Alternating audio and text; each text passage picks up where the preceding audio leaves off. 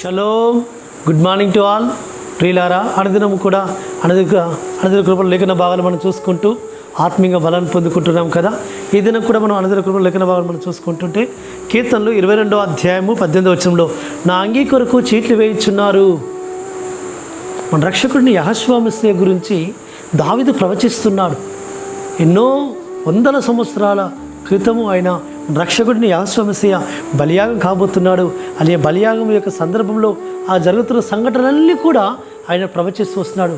యెహోషువ మెస్సియా వేసుకున్న ఆ నిలువుటంగిని ఆ సైనికులు అక్కడ చీట్లు వేసుకొని పంచుకుంటున్నారు. ఆ సందర్భాన్ని దావీదు ప్రవచిస్తున్నాడు. నా అంగీ కొరకు చీట్లు వేయుచున్నారు, నా వస్త్రముల కొరకు వారు నా వస్త్రములు పంచుకొనుచున్నారు అని. ప్రియులారా, రక్షకుడిని యెహోషువ మెస్సియా యొక్క జననము, మరణము, భూస్థాపన, పునరుత్థానము అన్నీ కూడా ముందుగానే గ్రంథంలో రాయబడిన ప్రకారముగా, ప్రవక్తలు ప్రవచించిన ప్రకారముగా ఆయన ఈ భూమి మీదకి వచ్చాడు. ఆయన మరణించాడు, సమాధి చేయబడ్డాడు, ఆయన 3వ దినంలో లేపబడ్డాడు. అన్ని లేఖనంలో రాయబడిన ప్రకారముగా. కాబట్టి ఆయన అంటుంటాడు, నా గురించి ముందుగా గ్రంథంలో లిఖించిన ప్రకారముగా, రాయబడిన ప్రకారముగా నేను వచ్చిన్నాను అంటాడు. కాబట్టి ప్రతి సందర్భము ఆయనకు ముందుగానే ఆయన గురించి రాయబడిన ప్రకారంగా, లేఖనంలో రాయబడిన ప్రకారంగా ఆయన ఈ లోకానికి వచ్చాడు. ఆయన లేఖనం రాయబడిన ప్రకారముగా మరణించాడు. లేఖనం రాయబడిన ప్రకారముగా ఆయన మ్రాణులు బలియాగం సందర్భించిన ఆ యొక్క సంఘటనలన్నీ కూడా, ఆయన ఆ 7 మాటలు కూడా, ప్రతి సందర్భము కూడా ఆయన గురించి రాయబడిన, ప్రవచించబడిన ప్రవచన ప్రకారముగా ఆయన వచ్చాడు సుమా. కాబట్టి ఆ విధంగా ఆయన ఈ భూమి మీద ప్రవచనాల ప్రకారంగా వచ్చిన మహాపురుషుడు, మహోసర్వోన్నతుడు, ఆ సర్వాధికారి. మానవాళి యొక్క పాపములకు క్షమాపణ నిమిత్తము రక్తము చిందింపకుండా పాప క్షమాపణ కలుగదని ముందుగానే గ్రంథంలో శ్లోకిస్తున్న ప్రకారముగా ఆ విధంగా ఆయన వచ్చాడు, మరణించాడు, 3వ దినమున తిరిగి లేస్తూ వచ్చాడు.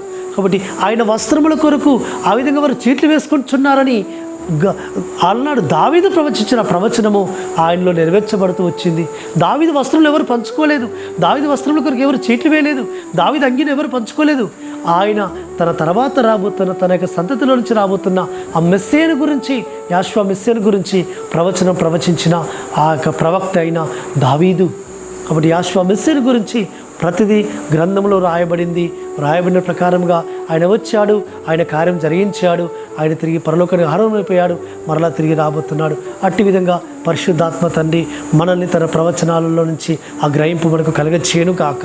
ప్రార్థన చేసుకుందాం. పరలోకమందున్న తండ్రి, సర్వోన్నతుడా, ఇగో తండ్రి, మీ గురించి గ్రంథం రాయబడిన ప్రకారముగా మీరు వచ్చినారని, మీరు మా గ్రహింపునిచ్చినందుకు నీకు స్తోత్రం చెల్లించుకుంటూ అనేకులకు కూడా మేము ఈ సర్వసత్యాన్ని తెలియపరచడానికి సహాయం చేయమని యెహోషువ మెస్సియా నామమున స్తుతించి ప్రార్థించి వేడుకుంటున్నాము తండ్రి.